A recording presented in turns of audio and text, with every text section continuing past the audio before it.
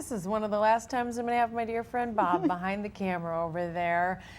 We are hearing more and more about the dire conditions area growers are facing with this prolonged drought. We just talked a little bit about it. Well, it certainly isn't their livelihood that we're talking about today. Homeowners on a much smaller scale are facing some pretty big challenges of their own. We have Lynn Johansson from Johansson's Greenhouse with us today. Lynn, always great to see you. Thank you. Thanks for having me. You're absolutely welcome. All I'm hearing from people is my lawn.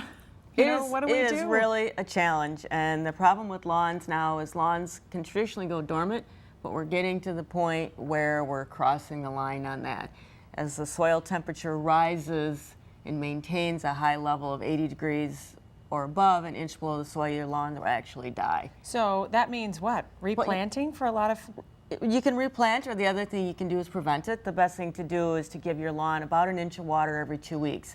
That's not going to give you a green lawn. It's not going to kick your lawn out of dormancy, but what it will do is keep the crowns from dehydrating and the roots from dehydrating. So if we ever do get rain again, hopefully your lawn will bounce back. An inch of water. For those who've every 2 weeks. Every 2 weeks. Yes. For those who've seen some of their plants go by the wayside, are there any hardier There are some things that are hardy, but I really want to caution people with new transplanting things, you really need to keep up on your watering. And people will say to me, well, how do I know if something's dead? With your annuals, if a plant is wilted, water it, and if it perks back up, you're good. With your perennials, if they're wilted and you water them and they don't perk up, then chances are they're dead. They're gone. They're gone. So you need some good sprinklers. You need a watering can.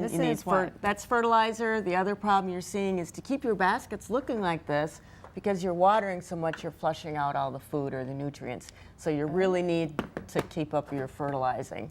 That's okay. That's interesting. I never fertilize my plants, and I probably... Once a week makes a huge difference, especially on your annuals and perennials. But don't fertilize your lawn now until we get out of this drought. That's why my plants never look like they do in the greenhouse, Yes. right?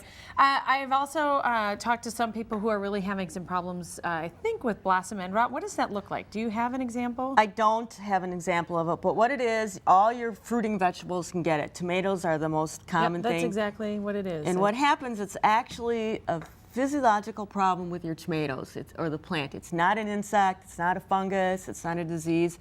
What happens is the tomato or your plant is unable to take up calcium.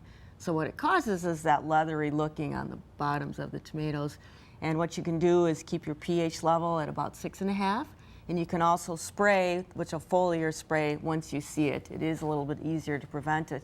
And the main cause of it is the highs and lows in waterings. So really, really wet, then really, really dry. And that happens from watering because it hasn't been raining. Okay, there you have it. Lynn Johansson, always great to see you. Thank you. Thanks so much for your insights and advice and just having a greenhouse for those of us that have killed plants and need to go buy new ones. Still ahead today at